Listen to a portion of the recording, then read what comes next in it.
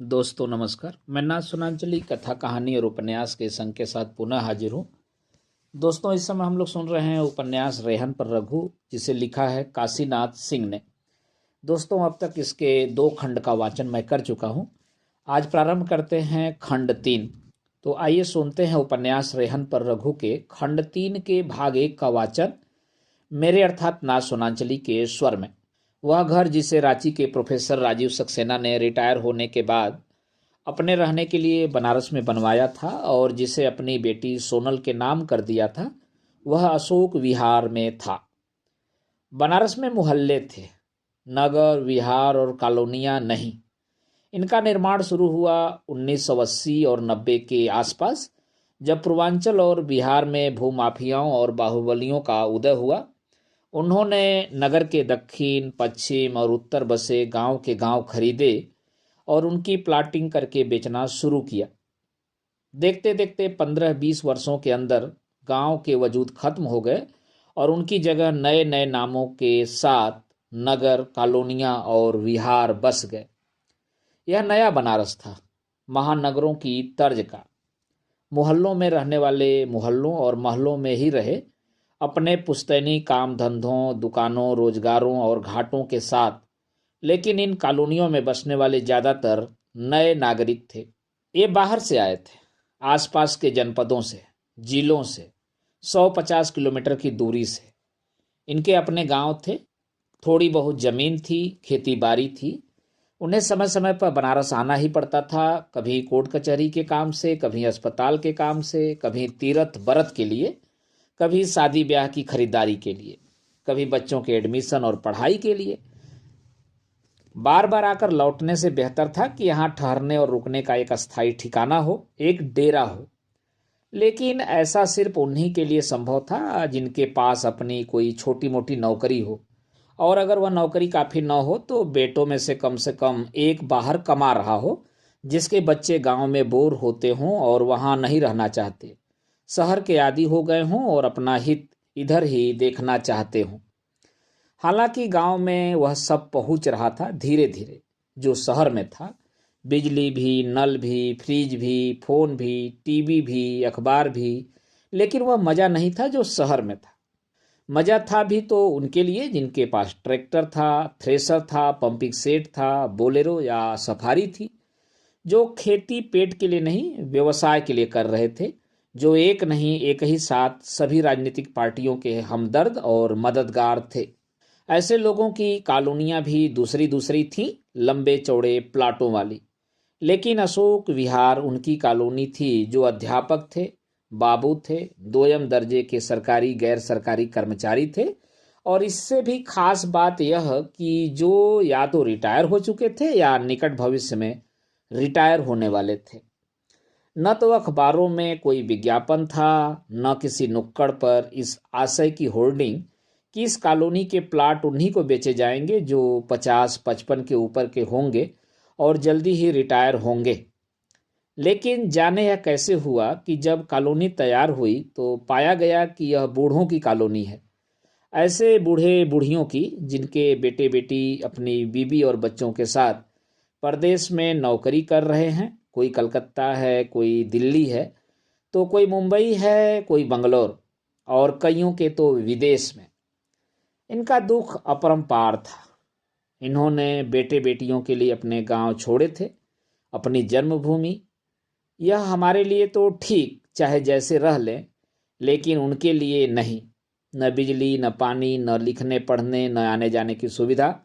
घर हो तो ऐसी जगह जहां से खेती बाड़ी पर नज़र रखी जा सके और बेटे बेटियों को भी असुविधा न हो। वे अपनी जगह जमीन, रिश्ते नाते, संगी साथी, बाग बगीचे, ताल तलैया छोड़कर जिन संतानों के लिए आए वे ही बाहर। इतने तक तो गनीमत थे। लेकिन अब हालात यह है कि जो जहां सर्विस कर रहा है वह उसी नगर में रम गया और वहां से लौटकर यहाँ नहीं आना चाहता। अगर वह आना भी चाहता है तो उसके बच्चे नहीं आना चाहते। लीजिए यह नई मुसीबत। जिनके लिए बेघर हुए उन्हीं के अपने अलग घर। यह नई मुसीबत न उन्हें जीने दे रही थी और न मरने दे रही थी। गांव पर पुश्तैनी जमीन जायदाद, बाप दादों की धरोहर, न देखा तो कब दूसरे कब्जा कर लें कहना मुश्किल। पुरखों ने तो एक एक कौड़ी बचाकर, पेट काट कर, जोड़ तोड़ कर जैसे तैसे जमीनें बढ़ाई ही, 4 की 5 की 3 नहीं होने दी। और यहाँ यह हाल, जरा सा गाफिल हुए कि मेड़ गायब। महीने 2 महीने में कम से कम एक बार गांव का चक्कर लगाते रहो, देख लें लोग कि नहीं हैं, ध्यान है। हाल चाल लेते रहो, कुशल मंगल पूछते रहो, खुशी गमी में जाते रहो, सबसे बनाए रखो। अधिया या बटाई पर खेती करो तब भी, दिया बाती और घर दुआर की देखरेख के लिए कोई नौकर चाकर रखो तब भी। उनके बेटों के बचपन गांव में बीते थे। नगर में पढ़ाई के दौरान भी वे आते जाते रहते थे गांव पर। उन्होंने खेती भले न की हो, लेकिन उन्हें इतना पता था कि उनके खेत कहाँ कहाँ हैं, कौन कौन से हैं, धान के, गेहूं के, दलहन के। उन्हें थोड़ी बहुत जानकारी थी। खेत या कुतूहल में ही सही, बाप चाचा के साथ लगे रहकर उन्होंने अगूर की थी, बुआई कटाई देखी थी। लोग भी जानते थे कि यह फलाने का बेटा या भतीजा है। गांव घर से माया मोह के लिए इतना कम नहीं था, लेकिन उनके बच्चे, वे तो दादा दादी को छोड़कर पहचानते ही किसको हैं, और दादा दादी को भी कितना पहचानते हैं। चिंता उसकी होती है जिससे मोह होता है, प्रेम होता है। जिससे प्रेम ही नहीं, परिचय और संबंध ही नहीं, उसकी क्या चिंता। खेत भी उसे पहचानते हैं जो उनके साथ जीता मरता है। वे खेतों को क्या पहचानेंगे, खेत ही उन्हें पहचानने से इनकार कर देंगे। ये सारी बातें बेटों की नज़र में बूढ़भस थी। आप माटी में ही पैदा हुए और एक दिन उसी माटी में मिल जाएंगे। कभी उससे छूटने या ऊपर उठने या आगे बढ़ने की बात ही आपके दिमाग में नहीं आई, क्योंकि उसमें भी गोबर नहीं तो माटी ही थी। क्या कर लिया खेती करके आपने? कौन सा तीर मार लिया? खाद महंगी, बीज महंगा, नहर में पानी नहीं, मौसम का भरोसा नहीं, बैल रहे नहीं, भाड़े पर ट्रैक्टर समय पर मिले न मिले, हलवाहे और मजूरे रहे नहीं। किसके भरोसे खेती करो? और खेती भी तब करो जब हाथ में बाहर से 4 पैसे आए। क्या फायदा ऐसी खेती से? असल चीज है पैसा। अगर हाथ में पैसा हो तो वे सारे जिन्स बिना कुछ किए बाजार में मिल जाते हैं, जिनके लिए आप रात दिन खून पसीना एक करते हैं, बिना कुछ किए, बिना कहीं गए। सारी जीच और सारा झगड़ा और सारा बवाल बेटों से उनका चल ही रहा था गांव को लेकर कि एक नई मुसीबत, अशोक विहार के मकान का क्या होगा। वे जहां हैं वहां से आना नहीं चाहते। ये हैं कि इनसे न गांव छूट रहा है न अशोक विहार, दुनिया भले छूट जाए। दोस्तों, अभी आप सुन रहे थे उपन्यास रेहन पर रघु के खंड 3 के भाग 1 का वाचन मेरे अर्थात नाथ सोनांचली के स्वर में। दोस्तों, अब सुनिए उपन्यास रेहन पर रघु, जिसे लिखा है काशीनाथ सिंह ने, के खंड 3 के भाग 2 का वाचन मेरे अर्थात नाथ सोनांचली के स्वर में। इसी छोटे से अशोक विहार के लेन नंबर 4 के D1 में अमेरिका से आई सोनल सक्सेना रघुवंशी 3 साल बाद। उसके डैडी आए थे सोनल की सेंट्रो पहुंचाने और विश्वविद्यालय में ज्वाइन कराने। इतना ही नहीं किया उन्होंने, हफ्ते भर रहकर घर ठीक ठाक किया, उसे सजाया संवारा, सुबह शाम बेटी को चाय पिलाई, उनकी दिनचर्या निर्धारित की और विदा होने से पहले उसे सलाह दी, संजू के पापा मम्मी को बुला लो, वे काम आएंगे, घर भी देखेंगे और तुम्हारी भी मदद होगी। यही कहा था संजय ने भी अमेरिका से विदा करते समय। हम दोनों भाई बाहर हैं, पापा मम्मी गांव पर अकेले हैं। इस उम्र में उन्हें सहारे की जरूरत है, उन्हें साथ रखना। यह पहली रात थी जब वह घर में अकेली थी। देर तक वह अपने बेडरूम में संगीत सुनती रही, एक कैसेट के बाद दूसरा कैसेट। शास्त्री से उबती तो अर्धशास्त्री, इससे भी उबती तो फिल्मी गाने। पढ़ती भी रहती, सुनती भी रहती। बिजली गुल करके सोने की आदत थी। बेडरूम को छोड़कर बाकी कमरों की बत्तियां जली छोड़ दी और लेट गई। सन्नाटे की भी अपनी आवाज होती है और वह सुहानी कम डरावनी ज्यादा होती है। यही नहीं, ये आवाजें सुनाई ही नहीं, दिखाई भी पड़ती हैं। उसके घर के सामने ही पार्क था, बड़ा सा, पूरे मोहल्ले या कह लो कॉलोनी का। जब से आई थी तब से सुबह शाम देख रही थी। वह 3 साल से ऐसी दुनिया में रहकर आई थी जहां अंधेरा नहीं होता था, जहां बूढ़े नहीं रहते थे, जहां हर चीज दौड़ती भागती उछलती कूदती नजर आती थी। जिसमें लपक चमक और कौंध थी, जहाँ जवान और जवानियाँ और तरह तरह के रंग थे, जहाँ कुछ भी अपनी जगह खड़ा और स्थिर नहीं दिखाई पड़ता था।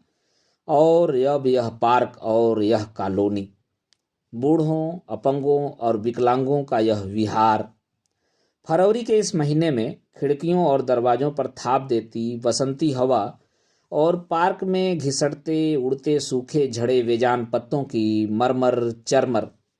मान लो किसी के घर में कोई चोर घुस आए, किसी के क्या, मेरे ही घर में चोर घुस आए, और वह भी अकेले, बिना किसी साथी के, औजार के। डाकू घुस आए बिना राइफल बंदूक के, अकेले। रात बिरात तो छोड़ो, खड़ी दोपहर में कोई बलात्कारी ही घुस आए दिन दहाड़े और मुझे उठाकर ले जाए पार्क में, और मैं चिल्लाऊं कि बचाओ बचाओ, तो कौन सुनेगा? ज्यादातर बूढ़े या बहरे हैं या ऊंचे सुनते हैं। कौन दौड़ेगा? ज्यादातर घुटनों और जोड़ों के दर्द से परेशान हैं। कौन देखेगा? ज्यादातर मोतियाबिंद का ऑपरेशन करा के आंख पर हरी पट्टी बांधे हैं। यह सब न कर सकें तो खड़ा होकर चिल्लाएं तो सही। ज्यादातर की कमर झुकी है और मुंह में दांत नहीं है। वे गुगुआ तो सकते हैं, चिल्ला नहीं सकते। इन ख्यालों से सोनल के रोंगटे खड़े हो गए। वह किसी अनजाने डर से सिहर सी उठी। फिर सहसा ध्यान गया कुत्तों की ओर। कुत्ते बहुत थे कॉलोनी में, हर सड़क पर, प्रायः गेट के बाहर बैठे या घूमते दिखाई पड़ते थे। लेकिन यहाँ भी एक लेकिन था। इतने दिनों में उसने किसी को भौंकते नहीं सुना। उसी के मकान D1 के गेट पर ही एक भूरा बैठा रहता था। लेकिन जब भी आओ, कहीं से आओ, गेट से चुपचाप हट जाता है और दूसरी जगह थोड़ी दूर पर बैठ जाता है। कॉलोनी के बासिंदों के सिवा किराएदार भी हैं, प्रायः हर घर में। नीचे मालिक, ऊपर किराएदार, कुछ में देसी, कुछ में विदेशी, ज्यादातर जापानी, कोरियाई या थाई। विद्यार्थी या टूरिस्ट, अपने काम से काम रखने वाले। इनके सिवा वे सरकारी कर्मचारी हैं जिनका किसी भी समय तबादला हो सकता है, यानी वे जिनके दिमाग में मकान कब्जा करने की बात ही न आए। ऐसे लोगों को मोहल्ले के लोगों से क्या लेना देना, उन्हें खुद से फुर्सत नहीं। इस तरह तो उसी का घर क्यों, कॉलोनी का कोई भी घर, यहाँ तक कि कॉलोनी की कॉलोनी दिन दहाड़े लूट के कोई ले जाए, रोकने टोकने वाले नहीं मिलेंगे। सोचते सोचते उसे लगा कि यह सिर्फ एक ख्याल नहीं है, एक हॉरर फिल्म है जो उसकी आंखें देख रही हैं। वह खुद पार्क में फटते चिथड़ा होते जा रहे साड़ी ब्लाउज में इधर से उधर भाग रही है, चीख चिल्ला रही है, लेकिन कोई भी अपने घर से नहीं निकल रहा है, किसी को सुनाई ही नहीं दे रहा है, तो निकलेगा कहाँ से? उठकर झटके से उसने बत्ती जलाई और फिल्म खत्म। राहत की सांस ली उसने और कैसेट लगाया। बदकिस्मती से कैसेट वह निकला जिसे न वह सुनना चाहती थी, न सुने बगैर रहना चाहती थी। वक्त ने किया क्या हंसी सितम, तुम रहे न तुम, हम रहे न हम। यह कैसेट सोनल को समीर ने प्रेजेंट किया था 3 साल पहले, शादी के रिसेप्शन के दिन। तब उसने न इसे देखने की जरूरत महसूस की थी, न सुनने की। उसने हमेशा इसे अपने साथ रखा, लेकिन कभी नहीं सुना। आज सुनते हुए उसे लगा कि कितना बदल गया है उसी गाने का मतलब आज। उसने संजय की कोई चर्चा नहीं की अपने डैडी से जानबूझकर। वे दिल के मरीज, उन्हें ठेस लगती। अगर विश्वविद्यालय की सर्विस न मिली होती तो वह अमेरिका में ही रह गई होती तो क्या होता? गलती कहाँ हुई और किससे हुई वह समझ नहीं सकी। आरती गुर्जर, उसके लैंडलॉर्ड की बेटी, उसी कॉल सेंटर में काम करती थी जिसमें संजय करता था। साथ आना जाना उसी की कार से होता था, दिन रात का साथ। आश्चर्य यह था कि आरती के माँ बाप उन्हें एक दूसरे के करीब आते देख रहे थे, फिर भी चुप थे। आश्चर्य यह भी था कि उसकी ही आंखों के सामने वे छेड़छाड़ करते थे, बेशर्मी की हद तक, और टोकने पर हंसने लगते थे। और इससे भी बड़ा आश्चर्य यह था कि आरती का पति जब कभी न्यूयॉर्क से आता था तो वह अपनी पत्नी से उसके बॉयफ्रेंड के बारे में बात करता था और उन्हें डिनर पर ले जाता था। जाती तो साथ में वह भी थी, लेकिन उसे हमेशा लगता था कि न जाती तो ज़्यादा अच्छा रहा होता। वह एक ऐसे समाज में आ गई थी जिसमें डॉलर को छोड़कर किसी और चीज जैसे प्यार के लिए ईर्ष्या करना पिछड़ापन और गंवारपन था। वह जब भी संजय से उसकी हरकतों की शिकायत करती, वह खींच उठता। तुम देश और काल के हिसाब से अपने आप को बदलना सीखो, चलना सीखो। न चल सको तो चुपचाप बैठो या लौट जाओ। लौटूंगी तो अकेले क्यों, तुम्हें साथ लेकर। मैं तो डियर प्रदेश को ही अपना देश बनाने की सोच रहा हूं। मुस्कुराते हुए उसने आंख मारकर कहा, तुम भी क्यों नहीं ढूंढ लेती एक बॉयफ्रेंड, अच्छा लगेगा तुम्हें। उसने सीधे संजय की आंखों में देखा। अच्छा की कहती हो, निश्चिंत हो जाऊंगा हमेशा के लिए। हा हा हा। सोनल ने संजय की आंखों में गौर से देखा। वे आंखें ही थीं या दिल, यह बात उसने जबान से कही थी या दिल से। वह कहीं सोनल से सचमुच की मुक्ति तो नहीं चाह रहा है। वह देख रही थी कि अमेरिका आने के बाद से उसमें तेजी से बदलाव आया है। 1-2 सालों के अंदर यह उसकी तीसरी नौकरी है। वह एक शुरू करता है कि दूसरी की खोज में लग जाता है। पहले से उम्दा पैसों के मामले में उसमें सब्र नाम की चीज नहीं है। वह जल्दी से जल्दी ऊंची से ऊंची ऊंचाइयां छूना चाहता है। जैसे ही एक ऊंचाई पर पहुंचता है, थोड़े ही दिनों में वह नीची लगने लगती है। इसे वह महत्वाकांक्षा बोलता है। अगर यही महत्वाकांक्षा है तो फिर लालच क्या है। लालच। आरती गुर्जर के साथ संजय की दोस्ती के पीछे सिर्फ आरती गुर्जर है या उसके एनआरआई माँ बाप, जिनका गुजराती हस्तशिल्प का चमकदार व्यवसाय है, जिनकी वह इकलौती संतान है। आरती से संजय का रिश्ता उसकी समझ से बाहर था। यहाँ रहते हुए सोनल भी कमाई कर सकती थी, किसी विश्वविद्यालय में, कॉलेज में, लाइब्रेरी में, कहीं भी। कंप्यूटर में भी अच्छी खासी गति थी। लेकिन संजय ने जब भी सोचा, खुद के बारे में सोचा। सोनल के बारे में सोचने की फुर्सत ही नहीं थी। उसने सोनल को हाउसवाइफ से ज्यादा नहीं होने दिया, और वह भी तो बनारस के इंतजार में आज कल परसों करती रह गई थी। सोनल की आंखें भर आई थीं। उसी दम उसने निर्णय लिया था कि अब नहीं रुकना यहाँ। वह बहाने की खोज में ही थी कि रांची से पापा का ईमेल, तुरंत आ जाओ, 15 को तुम्हारा इंटरव्यू है। उसकी खुशी का ठिकाना नहीं रहा। यह उसकी आत्मा की पुकार थी जो विश्वविद्यालय तक पहुंची थी। आज भोर के उजाले में खिड़की से फिर पुकार आ रही थी। सोनल की आत्मा, संजय को नहीं, समीर को, सुनो और चले आओ। दोस्तों, अभी आप सुन रहे थे उपन्यास रेहन पर रघु के तीसरे खंड के भाग 2 का वाचन मेरे अर्थात ना सुनांचली के स्वर में। दोस्तों, अब सुनते हैं काशीनाथ सिंह द्वारा लिखे गए उपन्यास रेहन पर रघु के तीसरे खंड के तीसरे भाग का वाचन मेरे अर्थात नाथ सोनांचली के स्वर में। ज्यादा नहीं, हफ्ते 10 दिन लगे सोनल को इस घर के एकांत और सन्नाटे के हिसाब से खुद को ढालने में। और जब ढल गई तब मजा आने लगा। अपने अकेलेपन को वह एंजॉय करने लगी। वह 1.5-2 विश्व की रियासत की रानी थी, मालकिन। जब चाहे सोए, जब चाहे जागे, जहां चाहे उठे बैठे, जैसे चाहे वैसे रहे। घर में ब्रा और चड्ढी में, लुंगी में, गाउन में, नंगी नहाए, उछले कूदे, न कोई देखने वाला और न कोई सुनने वाला। जब चाहे जैसा चाहे खाना पकाए या न पकाए, उपवास करे, उसकी मर्जी।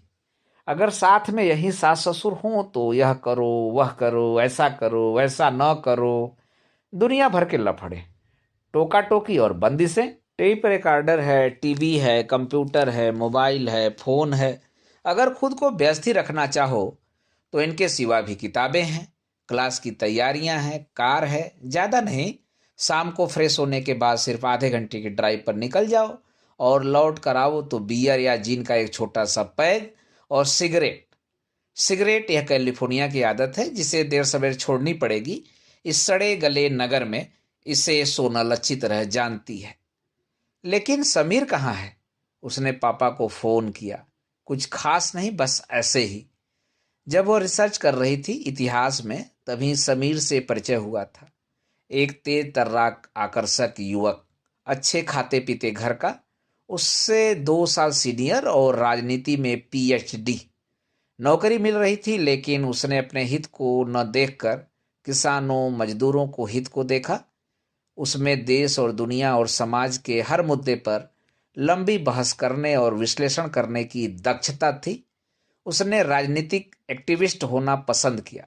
उस समय बिहार में ऐसे कई ग्रुप थे। वह उनमें से एक से जुड़ गया और सक्रिय हो गया। वह हफ्ते में एक बार पटना आता और पूरा दिन सोनल के साथ बिताता। उसका सपना था कि वे शादी करेंगे और अपना जीवन किसानों की खुशहाली के लिए समर्पित कर देंगे। साथ साथ सोनल ने जब डैडी से बताया तो उन्होंने समझाते हुए कहा कि यह जुनूनी दिमाग का फितूर है। बीबी की कमाई और नौकरी पेशा लोगों के चंदे पर क्रांति करने वाले ऐसे लोगों की भरमार है बिहार में। वे जल्दी ही नाश्ते और चाय पानी के लिए दूसरों को ढूंढते सड़क पर दिखाई पड़ने लगते हैं। ऐसे बहकावे में मत आओ। और उन्हीं के समझाने बुझाने पर उसने संजय से शादी तो कर ली, लेकिन समीर को दिल से नहीं निकाल सकी। यहाँ तक कि अमेरिका में भी जब संजय ने उससे बॉयफ्रेंड की बात की थी तो वह डर गई कि कहीं उसे समीर की दोस्ती की खबर तो नहीं है। उसी समीर की याद आ रही थी उसे यहाँ आने के बाद से ही। वह सुबह छत पर टहल रही थी। D4 के सामने सड़क पर पुलिस वैन दिखाई पड़ी। उसकी नजर जाने से पहले ही खड़ी थी वह वैन। कुछ लोग थे जो भीतर बाहर आ जा रहे थे। लेन के एक नुक्कड़ पर उसका D1 और दूसरे नुक्कड़ पर D4, उसके दो ही मकान बाद। बर्तन मांजने और झाड़ू पोछा करने वाली दाई उसी कॉलोनी की थी। जैसे ही वह आई उसने पूछा। दाई गीता ने जो कुछ बताया वो भयानक था। यह उस कॉलोनी की तीसरी घटना थी, इस साल की पहली। D4 राय साहब का बंगला था। राय साहब बागवानी के बेहद शौकीन। उनके लान में मखमली घास क्या थी, हरे रंग का गलीचा था। उसमें जूते चप्पल पहनकर वह न जाते थे और न दूसरों को जाने देते थे। गलीचे के चारों तरफ फूलों और रंग बिरंगी पत्तियों वाले गमले थे। वे दिन भर कैंची चाकू लिए लान में ही नजर आते थे, काटते छाटते हुए। हरे रंग की दीवानगी ऐसी कि बंगले पर ही हरा डिस्टेम्पर। यही हरियाली उनके झुर्रियोंदार चेहरे पर भी रहती थी हमेशा। एक दिन एक फोन आया राय साहब के नाम। इतनी जल्दी क्या है मकान बेचने की, थोड़ा रुक जाते। राय साहब हलो हलो करते रह गए, लेकिन फोन कट गया था। उस दिन उन्हें आश्चर्य हुआ, लेकिन हंसी भी आई। फिर हर तीसरे चौथे रोज या तो कोई न कोई फोन आता या कोई न कोई मकान के बारे में जानकारी करने चला आता। फोन करने वाला कौन है, कहाँ से कर रहा है, मकान बिकने की बात उसे किसने बताई, राय साहब को पता ही न चल सका। आने वाले को वे डांट कर भगा देते, फाटक के अंदर घुसने ही न देते। वे कहते कहते थक गए कि खबर गलत है, उन्हें बेचना ही नहीं है। फिर भी ये सिलसिले खत्म नहीं हुए। वे परेशान, लगा कि पागल हो जाएंगे। वे नींद के लिए तरस कर रह जाते और नींद नहीं आती। दोस्तों मित्रों की सलाह पर उन्होंने पुलिस में रिपोर्ट की कि उनके पास कैसे कैसे फ़ोन आते हैं, कैसे कैसे लफंगे आते हैं और कैसी कैसी बातें कर जाते हैं। चौथे दिन जो आदमी मकान की बाबत उनसे पूछने आया, उसकी बातों से राय साहब को लग गया कि पुलिस रिपोर्ट की उसे जानकारी है, लेकिन इसका न उसे डर है न खौफ। जिस मानसिक तनाव और बेचैनी में वे जी रहे थे, उससे उन्हें उस दिन मुक्ति मिली जिस दिन अचानक उनके बचपन के मित्र राजाराम पांडे उर्फ भुटेले गुरु आए। भुटेले गुरु अब तो नगर के जाने माने रईस थे, लेकिन थे उनके पड़ोसी गांव के। हाई स्कूल तक उनके साथ गांव पर ही पढ़ चुके थे। कई मोहल्लों में कई मकान थे उनके। वे इधर से गुजर रहे थे कि उन्हें राय साहब की याद आई और पूछते पाछते D4 में चले आए। यार, बड़ा शानदार भवन है सुरेश, उन्होंने गेट के अंदर घुसते ही कहा। राय साहब ने उत्साह से उन्हें घर दिखाया। वे पहली बार आए थे। उन्होंने घर आंगन की तारीफ करते हुए बताया कि इस दौरान भेंट भले न हुई हो, दोनों बेटियों की शादी और भाभी के आकस्मिक स्वर्गवास की खबर उन्हें मिली थी। ड्राइंग रूम में लौटते हुए उन्होंने पूछा, सुरेश, तुम्हारा वह बेटा कहाँ है आजकल जिसका इलाज करा रहे थे? भुटेले जैसे ही सोफे पर बैठे, राय साहब उनके आगे बैठकर फूट फूट रोने लगे। भुटेले भी सोफे से नीचे आ गए और सुरेश राय को बाहों में भरकर सामने दीवान की ओर देखते रहे। दीवान पर गठरी की तरह एक युवक लेटा था। वह टुकुर टुकुर कुतूहल से उन्हें ताक रहा था। दाढ़ी मूछ बेतरी बढ़ी हुई थी, सिर्फ चेहरा खुला था, शरीर ढका था। एक सूखी बेजान बाह लकड़ी की तरह बिस्तर पर पड़ी थी। लगता ही नहीं था कि धड़ के नीचे कुछ है। यह बोलता तो उस वक्त भी नहीं था, लेकिन यह याद नहीं कि समझता भी था या नहीं। भुटेले ने पूछा। राय साहब बगैर बोले हिचकी लेने लगे। भुटेले ने सांत्वना देते हुए उन्हें उठाया और सोफे पर अपने बगल में बैठाया। थोड़ी देर बाद राय साहब उठे और अंदर चले गए। जब वे चाय के साथ लौटे तो सहज थे। चाय पीते हुए उन्होंने बताया कि कैसे पेट काट कर, गांव की जमीनें बेचकर, बैंक से कर्ज लेकर किसी तरह यह घर खड़ा किया और 2 साल पहले रिटायर होने के बाद इसमें आया। मैंने कभी सोचा ही नहीं कि किसके लिए घर, बस यह था कि अपना एक घर हो। इसके खड़ा होते होते पत्नी भी चल बसी, लेकिन लगा रहा मैं बिना सोचे कि घर हो तो किसके लिए। देख रहे हो इस बेटे को, न चल फिर सकता है, न सुन सकता है, न बोल सकता है। क्या होगा इसका जब मैं नहीं रहूंगा? जाने किस जन्म के पाप की सजा दे रहा है भगवान। मैं हूं ना, चिंता काहे करते हो? भुटेले ने उसके कंधे पर हाथ रखा। चिंता का तो ये है भुटेले की 6-7 महीनों में सोया नहीं। जाने कहाँ कहाँ से कैसे कैसे लोगों के रात बिरात फोन आते रहते हैं, धमकी भरे। पता नहीं किसने उड़ा दिया है कि सुरेश राय अपना घर बेच रहे हैं। नतीजा यह कि गुंडे मवाली तक घर के अंदर घुसे चले आ रहे हैं और सलाह दे रहे हैं कि जितने में बेचोगे उतने में 2 कमरे का फ्लैट भी ले सकते हो और बाकी के सूद से 20-25 साल चैन से काट भी लोगे। पूछो कि तुम कौन हो तो कहते हैं प्रॉपर्टी डीलर। प्रॉपर्टी हमारी, डील तुम कर रहे हो, बिना यह पूछे कि तुम बेच भी रहे हो या नहीं। दलाल साले, हिम्मत तो देखो उनकी। अगर आज नरेश सही होता तो यह नौबत नहीं आती। भुटेले गंभीरता से यह सब सुनते रहे और सोचने विचारने के बाद बोले, ऐसा है सुरेश, मैं 2-3 दिन के अंदर एक दरबान या आदमी भेज देता हूँ, बड़े भरोसे का आदमी। वह तुम्हारी सारी समस्याएं दूर कर देगा, ठीक? तीसरे दिन सचमुच आदमी आया और राय साहब की चिंता खत्म हो गई। न कभी फोन आया और न गुंडे मवालियों का साहस हुआ कि आसपास कहीं दिखाई पड़े। लेकिन जो होनी थी वो होकर रही। 3 महीने बाद रात दिन पूरे घर की देखभाल करने वाला दरबान रात भर की छुट्टी लेकर भतीजे की शादी में अपने गांव गया था और इधर उसी रात यह हादसा हो गया। उसी पलंग पर लेटा राय साहब का बेटा टुकुर टुकुर ताकता रहा और उनका कत्ल हो गया। भुटेले गुरु इस हादसे के 2 दिन पहले से अस्पताल में थे, रूटीन चेकअप के लिए। दरबान ने ही उन्हें खबर की थी। वे अस्पताल से सीधे अपनी गाड़ी में आए, दरवाजे पर खड़ी भीड़ को वहां से हटाया बढ़ाया, डांटा डपटा और अंदर जाकर पुलिस से जानकारी ली। फिर उस कमरे में गए जहां बिस्तर पर राय साहब लेटे थे। वहीं बगल में एक तख्त पर उनका बेटा भी था जो निश्चल पड़ा था, मूक दर्शक, हादसे का चश्मदीद बेबस गवाह। वे पुलिस के साथ अंदर गए थे, उसी के साथ लौट भी आए। बाहर अटकलों की कानाफूसी चल रही थी। या तो मुंह और नाक पर तकिया दबाकर मारा गया है या गला दबाकर। शरीर पर कहीं चोट का निशान नहीं, हाथापाई का कोई चिन्ह नहीं, बिस्तर पर कोई सिलवट नहीं। तकिए पर महज खून का छोटा सा धब्बा था जो नाक और मुंह से निकला था। लाश जब पोस्टमार्टम के लिए जा रही थी, सोनल अपने गेट पर खड़ी उसे जाते हुए देख रही थी।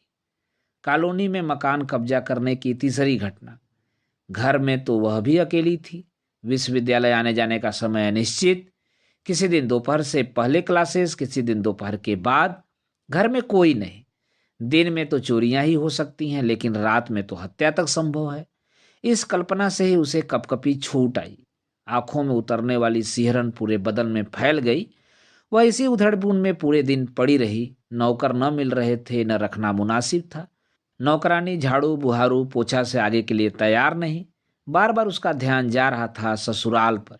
रात में उसने पहाड़पुर का कोट ढूंढा और फोन किया, पापा मैं सोनल आ रही हूँ कल आप दोनों को लेने के लिए, तैयार रहिए। नहीं, कुछ नहीं सुनूंगी, मम्मी को फोन दीजिए। दोस्तों, अभी आप सुन रहे थे उपन्यास रेहन पर रघु के तीसरे खंड के तीसरे भाग का वाचन मेरे अर्थात ना सोनांचली के स्वर में। दोस्तों, अब लीजिए सुनिए उपन्यास रेहन पर रघु, जिसे लिखा है काशीनाथ सिंह ने, के तीसरे खंड के चौथे भाग का वाचन मेरे अर्थात ना सोनांचली के स्वर में। शीला को सोनल ने वह मान सम्मान दिया जो कोई बहू क्या देगी अपनी सास को। सुबह शाम मम्मी, दोपहर रात मम्मी, घर में मम्मी, बाहर मम्मी, बस हर तरफ मम्मी की गूंज। जबकि शीला सोनल के साथ आई थी लोक लाज के कारण।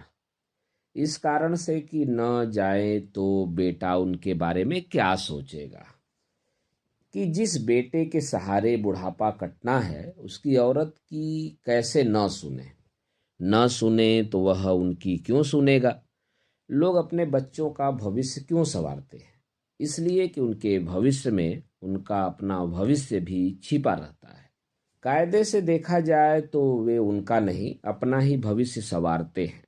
इसी संवरे हुए भविष्य में कदम रखा था शीला ने, और खुश थी। जिस लड़की से कोई पूर्व परिचय नहीं, कोई रिश्ता नाता नहीं, यहाँ तक कि न अपनी जात की, न कुल की, न संस्कार की, वह शीला के पीछे मरी जा रही थी। मम्मी चाय पी, मम्मी नाश्ता किया, मम्मी नहा लिया, मम्मी खाना खाया, मम्मी कोई जरूरत। इतना ध्यान उनकी बेटी सरला ने भी नहीं दिया था उनका। सोनल ने पहले उन्हें पूरा घर दिखाया, ड्राइंग रूम, उससे सटा अपना कमरा, आंगन, फिर वह कमरा जिसमें पापा मम्मी रहेंगे, फिर किचन और स्टोर, फिर पिछवाड़े का हिस्सा जिसमें नौकर चाकर के लिए टीन के शेड का खुला कमरा। फिर ऊपर ले गई छत पर और देर तक मम्मी को टहलाती रही कि लोग देख और जान लें कि वह अकेली नहीं है घर में। यह घर और इस घर में वह सब कुछ था जिसके बारे में शीला ने सोचा नहीं था। उसे रात भर नींद नहीं आई। कारण जो रहे हो, कारण नई जगह भी हो सकता है, चौड़ा डबल बेड भी, गद्देदार बिस्तर भी, वह सुख भी जो अचानक उसके जीवन में आ गया था। वह घर में आई नहीं थी, गृह प्रवेश किया था। यही कहा था सोनल ने और अच्छी से अच्छी डिशेस तैयार करके खिलाया था। शीला की खुशी बार बार उसकी आंखों में छलक आ रही थी, और इन आंसुओं में और कुछ नहीं, पहाड़पुर का खपरेलों वाला घर था। उसके बेटे बेटी थे और वह दुख थे जो उसने जीवन भर सहे थे। सहसा उसे याद आया कि संजय के बारे में न उसने कुछ पूछा, न सोनल ने अपने से कुछ बताया। दूसरी दूसरी ही बातें करती रही अब तक। अगले 2-3 दिनों में शीला ने अपनी दिनचर्या निश्चित कर ली। खाना बनाने वाली महाराजिन अब तक नहीं मिली थी, और वह बैठे बैठे करती क्या दिन भर। सुबह चाय और दोपहर रात खाना उसने अपने जिम्मे ले लिया था। तकलीफ केवल इतनी थी कि बात करने के लिए अभी तक कोई नहीं मिला था। D4 की घटना ने हर कॉलोनी वासी को अपने अपने घर में रोक रखा था। वे सभी डरे हुए थे कि कहीं ऐसा न हो कि वे मकान छोड़ें तो लौट कर घुसना मुश्किल हो जाए। इन्हीं वजहों से पार्क भी खाली पड़ा था। न कोई औरत, न कोई मर्द। 3-4 दिनों तक कोई भी अपने घर से बाहर नहीं निकला, सर्विस करने वालों को छोड़कर। शीला झाड़ू पोछा करने वाली महरी के पीछे पीछे घूमती रहती और बात करती रहती। कितने लड़के हैं, कितनी लड़कियां हैं, कितनों की शादी हुई है, दामाद क्या करते हैं, कितनी बहुएं हैं, कौन वाली साथ रहती है, स्वभाव कैसा है, सेवा करती है या नहीं, बेटे ध्यान देते हैं या नहीं, अभी कोई पोता पोती है कि नहीं। कुछ सुनती, कुछ अपना सुनाती। इस दौरान सोनल अपना काम करती, पढ़ती लिखती, और नहीं तो कंप्यूटर के माउस से ही खेलती या कुछ टाइप करती। इस बीच शीला 2 बार बहू से दुखी हुई। वह जग जाती थी भोर में 4 बजे, और सोनल सोती रहती थी 8 बजे तक। उसने उसे जगाने का एक तरीका निकाला। उसने सुबह 6 बजे चाय तैयार की और उसे जगाया। सोनल सोई रही और उठने पर ठंडी चाय सिंक में उड़ेल दी। फिर अपने लिए अलग से नींबू की चाय बनाई। शीला देखती रही। दूसरे दिन उसने नींबू की चाय बनाई, थोड़ी देर से, यानी 7 बजे। उस दिन भी यही हुआ। सोनल ने कहा, मम्मी मेरी चाय रहने दिया करें आप, जब उठूंगी तब बना लूंगी मैं। उसे अच्छा नहीं लगा। अपनी आदत के खिलाफ वह किसी तरह जब्त करके रह गई। यहाँ तक तो गनीमत थी, लेकिन एक दूसरे प्रसंग से तो जैसे उसका मन ही उचट गया। होता यह था कि शीला सुबह रात की बची रोटी या पराठे और सब्जी का नाश्ता करती थी। सोनल ने देखा तो बिगड़ी। नहीं मम्मी, यह नहीं चलेगा। आप वह खाएंगी जो मैं खाऊंगी, टोस्ट, बटर, दलिया, दूध, फल, वह सब नहीं, ठीक? शीला के दिमाग में सवाल उठा कि रोज रोज जो बासी रोटियां या पराठे बच जाते हैं उनका क्या हो। उसे महरी गीता की याद आई। वह भी आते ही शीला को माताजी बोलती थी। काम धाम खत्म करके गीता जब जाने लगती तो वह रोक कर उसे खिला देती। सब्जी न रहने पर कभी चाय दे देती, कभी अचार। सोनल को पता क्या चला, उसने गीता को एक कोने में बैठकर खाते हुए देख लिया। मम्मी, गीता के जाने के बाद सोनल बोली, आप क्यों आदत बिगाड़ रही हैं उसकी। शीला ने समझने की गरज से बहू की ओर देखा। उसकी शर्तों में चाय नाश्ता नहीं था, 500 महीना और साल में 2 बार साड़ियाँ बस। लेकिन मैं चाय नाश्ता कहाँ देती हूँ। जो कुछ बचा खुचा रहता है सधा देती हूँ। फेंकने या कुत्ता बिल्ली को खिलाने से अच्छा है कि किसी के स्वार्थ में आ जाए। यही तो, कुत्ते बिल्ली को भले खिला दें, उसे न दें, यही कहना है मेरा। अरे, यह कैसी बात कर रही हो तुम। फटी आंखों बहू को ताकने लगी शीला। नहीं, पूरा मत मानिए, इसे ऐसे समझिए, मान लीजिए कल आप कहीं और चली जाएं, यहाँ न रहें। वो हमसे भी यही उम्मीद करेगी और हम नहीं दे पाएंगे तो उसे बुरा लगेगा। ठीक से काम नहीं करेगी, है ना। सब ठीक, लेकिन यह बात मेरे गले नहीं उतर रही है कि कुत्ते बिल्ली को खिला दें लेकिन उसे न खिलाएं। मम्मी, वह आपकी प्रजा नहीं है, नौकरानी है, प्रोफेशनल। उसका पेट रोटी पराठे से नहीं पैसे से भरेगा। यही नहीं, आप उससे बातें करेंगी और वह सिर चढ़ जाएगी। कल जब आप किसी बात के लिए उसे टोकेंगी वह लड़ बैठेगी। उसे आप वही रहने दें जो वह है। आए, अपना काम करे और रास्ता नापे। शीला सिर झुकाए चुपचाप सुनती रही और उठ खड़ी हुई। लेकिन मैं अन्न का अपमान नहीं होने दूंगी। उसे नहीं खिलाऊंगी तो खुद खाऊंगी। आप बुरा मान गई, नहीं समझा मेरी बात को। समझ लिया, कोई अपढ़ नहीं हूं, मैं भी बीए हूं अपने समय की। ठीक है, लेकिन मैं बासी तो न खाने दूंगी। कल ही आप कहेंगी कि मुझको बासी खिलाती थी, तो मेरा भी सुन लो, मैं अन्न को ऐसे फेंकने न दूंगी। यह बहस तभी खत्म हो सकती थी जब दोनों में से कोई चुप हो जाए और वहां से हट जाए। आखिर सोनल किसी काम के बहाने वहां से चली गई। शीला कुछ देर बैठी रही। उसे लगा कि बहू नक चढ़ी ही नहीं, सिर चढ़ी भी है।